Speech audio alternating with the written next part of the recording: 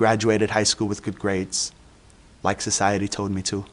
I went off to a 4-year college and attained a bachelor's degree, like society told me to. I've contributed to my community through youth work, like society tells us we should do. And all that doesn't matter on a street encounter with a police officer, because they don't know who you are, right? They don't know that I was a good student, that I went to college, got a degree. So when folks tell us, do good, no one will bother you, I did good. You know what I'm saying? I did what I was supposed to do, and I still get stopped regularly. Stopwatch is a group in the UK. We're a coalition of different organisations, and we work on stop and search, and mainly on disproportionality in stop and search. To give you some context, youth unemployment in the UK at the moment is just above 20%. That's 1.2 million young unemployed people. Stopwatch is important because at the moment in Britain and across the world, I think what's going on is that young people are in a predicament where they're being over-policed, but in times under-protected. That person that's doing a stop and search on you, day in and day out, is saying, you look like a criminal, I think you're a criminal. For me, growing up, where I grew up, there wasn't that many black people. So for me, I got stop and search quite a lot, being the person that stood out, being the black person. The profile. In the UK, I'm sure you've heard that people are 7 times more likely to get stopped and searched by the police. So ISCRI kind of rallied for the local community to do their own research. It's really detrimental, but I think black people are seen as suspects. Yeah. We're not seen as members of the public, you know? And it's like instantly they approach you with that energy. It's not. You need to change the beginning of all, and then we could change the ending, really. The problem of policing in New York City is systemic. And the reason that these interpersonal dilemmas occur between officers and community members is because of the increasing amount of pressure felt by each officer to meet their numbers. And if that pressure wasn't there, things might be a whole lot different. So that's one of the things we're fighting for, to relieve them of those pressures. The young people now see themselves as victims and believe that the police aren't actually there to protect them. So if you can't trust the system which was actually put in place to protect you, then who can they trust? When people come to my office and say, is there something wrong with me? Is there something wrong with being Latino?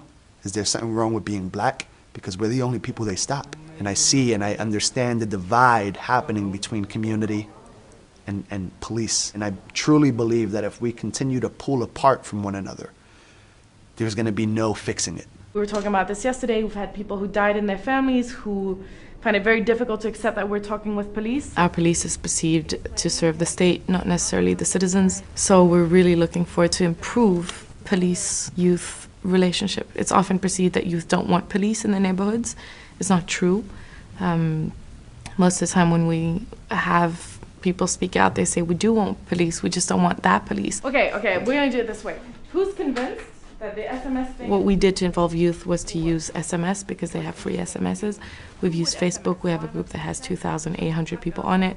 We used rappers. We know that in other countries they've been able to set up youth police workshops, youth police plays with using theater. 1, 2, 3, 4, 5, 6, 7, 8, 9, 10, 11, 12. I try to bring the two groups together. The young people have the question to learn to know the police. The police likes to learn the young people, but they were not really on a friendly basis together. So we have to bring them together, and that's my job. Can we please make 2 circles? Let's say from here? Yeah. Until there, make one. Okay, in both circles there is a ball. You have to keep the ball in the air. And it's a bit of a competition. You have to count how many times you can keep it in the air. The first meeting we had, a lot of youngsters came inside and they thought, we are not little children. What are you doing now? With these funny, stupid little these games. And I totally can understand them. They wanted directly a confrontation. That's what they wanted. So you need warming ups. You need really to do warming ups, silly games, where everybody has fun with each other. Because if you have been laughing with each other, later on you can have a discussion. Humor is such a big instrument. Let's try this one. Which place would you want to live if you could pick any place on earth? Jamaica. Why? Jamaica. And this is really worthwhile, because they started to trust each other. And they opened themselves for each other. When people ask difficult questions, when organisations ask difficult questions like the Equalities and Human Rights Commission have, we can respond in two ways to that. We can be defensive and fight our corner, or we can be open-minded and say, well, maybe there's something in those questions that we need to look at. In our police force, we have a lot of negative contact with the Moroccan youth, and we experienced that we got more prejudiced in our work against the youngsters. We try to make a new connection with the youth. The very special thing in this project is that we meet each other like citizens of Gouda. The final goal is to get more respect, more understanding about each other's position, about the position of the youth in Gouda and the position of the police. I get stopped and frisked twice a month by the same officer. I know him by name. Whenever he's not stopping and frisking me, he's buying me donuts. I've met his 8-year-old son. I've eaten dinner with his family. I really can't always get mad because I know that some of these officers, they just want to make ends meet. So it's really, really hard to be on the end where I can say I hate cops, but it's also hard to be on the end saying I understand cops. I've been stopped lots of times by the police, yeah. Probably in my life about 30 times, and some of those have been okay experiences. The officers have been nice about it and whatever, and some of them have been really bad.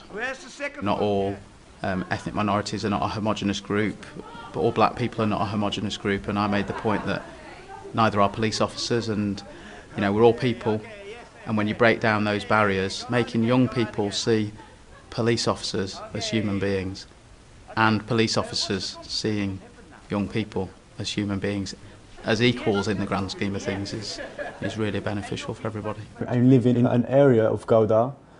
The last time it's very trouble there with the police and the youth.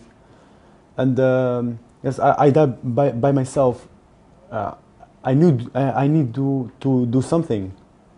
And then I heard of the project. Then I see yes.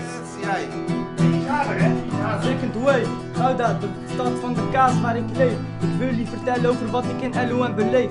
Over wat ik neem en geef. Respect. We can talk with the police over the problems. And they understand us. Yes. And we understand them. Yeah. Mensen, come on everybody, geniet van het leven en dance. Yes. Yes. Yes. Yes.